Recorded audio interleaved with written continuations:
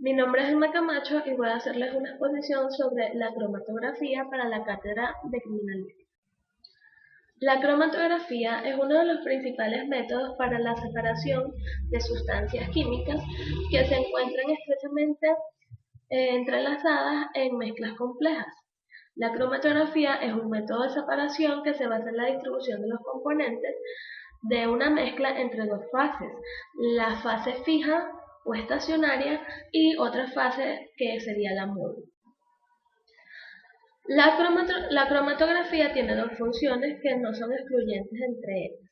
La primera función es separar los componentes de la mezcla.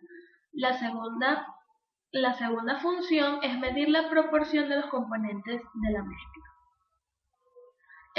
La primera función tiene una finalidad de síntesis y la segunda función tiene una finalidad analítica.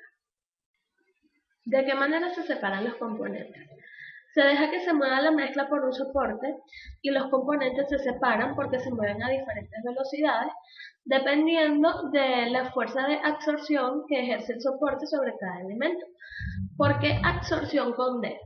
Bien, porque la absorción con B, o sea, absorción, es cuando una sustancia se introduce en la estructura de otra. Por ejemplo, una esponja tiene fuerza de absorción. Si uno mete una esponja en el agua, la esponja absorbe. Si tú cortas esa esponja o aprietas la esponja, va a salir el agua.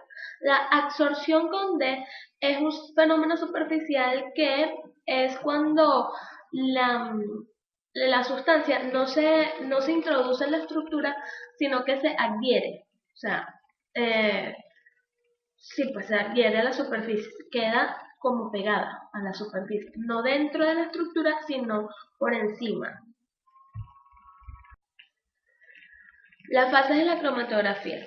Están la fase estática, que es cuando se coloca la mezcla sobre una superficie fija, por ejemplo un papel, y la fase móvil, que es cuando se hace mover otra sustancia sobre la mezcla que ya se tiene sobre la base fija, por ejemplo el papel, y va a ser un líquido que se mueve por el papel con la mezcla. En la fase móvil empezará el proceso de la separación.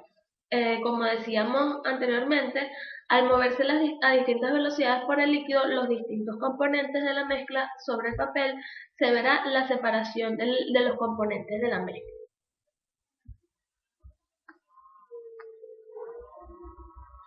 Los tipos de la cromatografía. Aunque hay variadas técnicas de cromatografía, el objetivo de todas es separar los componentes de la mezcla y enviarlas secuencialmente a un detector para que las determine y las cuantifique. Todas se basan en el mismo fenómeno, es decir, de separar los componentes de la mezcla por medio de diferentes fases.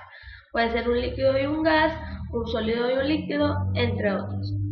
Una de las fases, como ya decíamos, es la estática, es decir, que no se mueve, y tenderá a retener las sustancias en mayor o menor grado. La otra fase será la móvil, que tenderá a arrastrarlas. Cada sustancia química tiene distinta tendencia a ser retenida y a ser arrastrada. Es por esto que cuando se le agrega el líquido para la separación de las mezclas, de los componentes de la mezcla, queda un componente de un lado o de una parte y el otro componente que es arrastrado, se puede ver la separación de los componentes de la mezcla. Dependiendo de la naturaleza de la fase estática y de la fase móvil, se pueden distinguir distintos tipos de cromatografía, que son las siguientes. La cromatografía sólido-líquido, que es la fase estática o estacionaria, es un sólido y el móvil es un líquido. La cromatografía líquido-líquido, que la fase estática o estacionaria es un líquido anclado a un soporte sólido.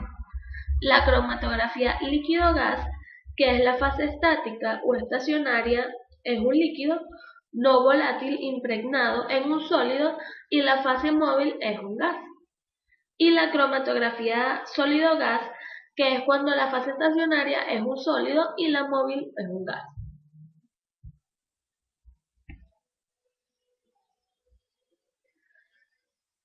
Según el tipo de interacción que se establece entre los componentes de la mezcla y la fase móvil y estacionaria, podemos distinguir entre la cromatografía de absorción, que es la que ya les estaba hablando, que es cuando la fase estacionaria es un sólido polar capaz de absorber a los componentes de la mezcla mediante interacciones de tipo polar. O sea que la mezcla o los componentes se adhieren al sólido donde se coloquen.